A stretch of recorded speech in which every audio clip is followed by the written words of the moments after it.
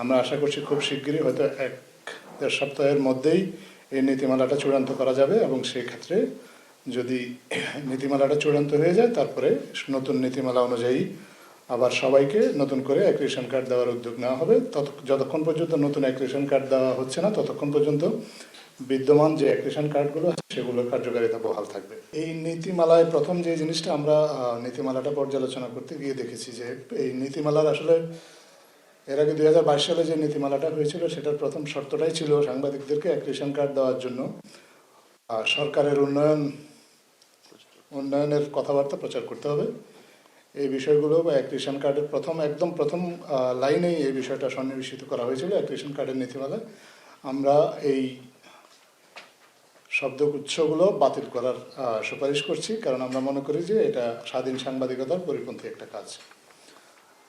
সাংবাদিকরা তথ্য সংগ্রহ করবে, তথ্য সংগ্রহ করার জন্য তারা তাদের মতো করে সাংবাদিকতা করবে, এক্ষেত্রে সরকারের কোনো নিয়ন্ত্রণমূলক কোনো কিছু থাকবে না, এটাই আমরা বিশ্বাস করি।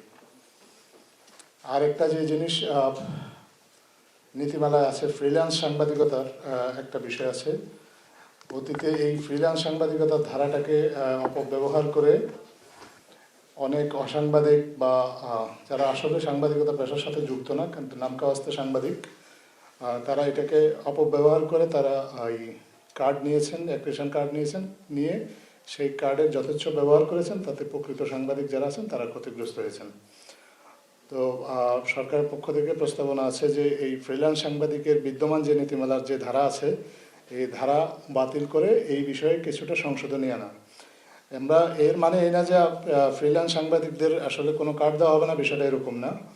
ফ্রিল্যান্স সাংবাদিকদের জন্য কিছু নীতিমালায় কিছু জিনিস যোগ করা হচ্ছে, যেমন সাংবাদিকতার পেশায় যারা সম্মানিত ব্যক্তি লেখালেখির সাথে যুক্ত আছেন ওনাদেরকে ফ্রিল্যান্স সাংবাদিকতার ক্যাটাগরিতে এক রেশন কার্ড দেওয়া হবে, এবং সেই এক রেশন কার্ডের কিছু শর্ত যোগ করা হচ্ছে, যেমন ওনাদেরকে কমপক্ষে 20 বছর সাংবাদিকতায় যুক্ত থাকতে হবে, এবং অথবা সাংবাদিকদের অধিকার রক্ষায় কাজ করেন এরকম কোনো সংগঠনের সাথে সম্পৃক্ত থাকতে হবে, যেমন সাংবাদিকদের ইউনিয়ন। বিদ্যমান নীতিমালায় বলা আছে যে সাংবাদিকরা যদি কোনো কারণে বিদেশ যান তাহলে তাদেরকে পররাষ্ট্র মন্ত্রণালয়ের রাষ্ট্রাচার অনুবিভাগ অথবা প্রধান তথ্য কর্মকর্তাকে অবহিত করে যেতে হবে। তো আমরা মনে করি না যে এই ধরনের কোনো বাধ্যবাধকতা থাকা উচিত সাংবাদিকদের ক্ষেত্রে। সো এই ধারাটাও বাতিল করার সুপারিশ করা হবে সরকারের পক্ষ থেকে। এক রেশন কার্ড বাতিল এবং এক রেশন কার্ড ইস্যু করার ক্ষমতাটা এতদিন ধরে প্রধান তথ্য কর্মকর্তার হাতে ন্যস্ত রয়েছে।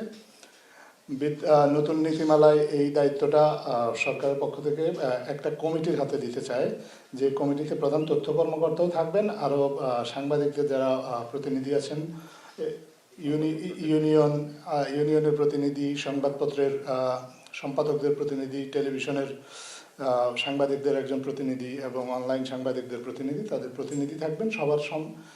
সবাইকে নিয়ে একটা কমিটি করা হবে, যে কমিটি আসলে এক রেশন কার্ড ইস্যু এবং এক রেশন কার্ড বাতিলের ব্যাপারে চূড়ান্ত সিদ্ধান্ত গ্রহণ করবে।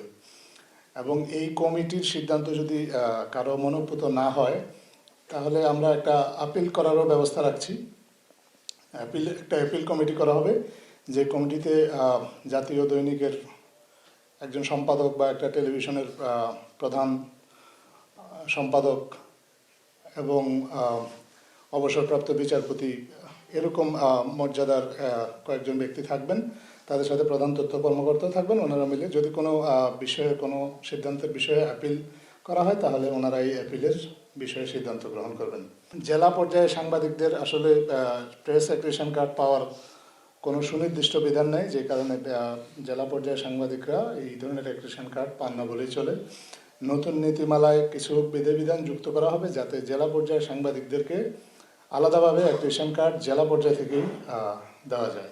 আরেকটা গুরুত্বপূর্ণ বিষয় হচ্ছে নতুন নীতিমালা আসলে স্থায়ী এবং অস্থায়ী এক রেশন কার্ড বলে কোনো কিছু রাখার বর্তমান অন্তর্বর্তীকালীন সরকার পক্ষপাতী নয়।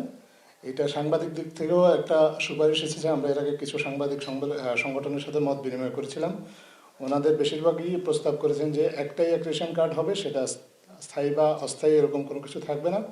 সেই এক রেশন কার্ডটা মেয়াদ হবে কমপক্ষে 3 বছর। ওনাদের সুপারিশটা সরকার গ্রহণ করেছে। এর বাইরে একটা বিষয় আছে, এক রেশন কার্ড বাতিলের ক্ষেত্রে এতদিন ধরে এই বিদ্যমান নীতিমালায় বলা আছে যে কোনো সাংবাদিকের বিরুদ্ধে আসলে ফৌজদারি মামলা দায়ের করা হলেই আসলে সাংবাদিকদের এক রেশন কার্ড বাতিল করার সুযোগ আছে প্রধান তথ্য কর্মকর্তার। এই ধারাটাও সংশোধন করে এমনভাবে করার চেষ্টা করা হচ্ছে যাতে কোনো সাংবাদিক যদি কেবলমাত্র ফৌজদারি মামলায় যদি অভিযুক্ত হন বা তার বিরুদ্ধে যদি অভিযোগ গঠন করা হয় তাহলেই তার এক রেশন কার্ডটা স্থগিত করার একটা বিধান করা হচ্ছে। পরবর্তীতে তিনি যদি এই অভিযোগের প্রেক্ষিতে সাজাপ্রাপ্ত হন তাহলে তার স্বয়ংক্রিয়ভাবে তার এক রেশন কার্ডটি বাতিল করার একটা সুপারিশ করা হচ্ছে। আর একটা বিষয় আছে যে এখন আগের নীতিমালায় সাংবাদিকদের একটা প্রতিষ্ঠান কয়টা এক রেশন কার্ড পাবে এটা আসলে নির্ধারিত হতো পত্রিকার সার্কুলেশনের ভিত্তিতে। তো এই বিধানটা আসলে উঠিয়ে দেওয়ার সুপারিশ করা হচ্ছে। এর পরিবর্তে আমরা এমন একটা ব্যবস্থা রাখতে চাই যাতে কোনো একটা পত্রিকার সম্পাদক, বার্তা সম্পাদক, বিভাগীয় সম্পাদক এবং মোট রিপোর্টার তাদের সংখ্যার উপর ভিত্তি করে আসলে সর্বোচ্চ 30% অথবা 15 জন এরকম একটা বিধান করার সুপারিশ করা হচ্ছে।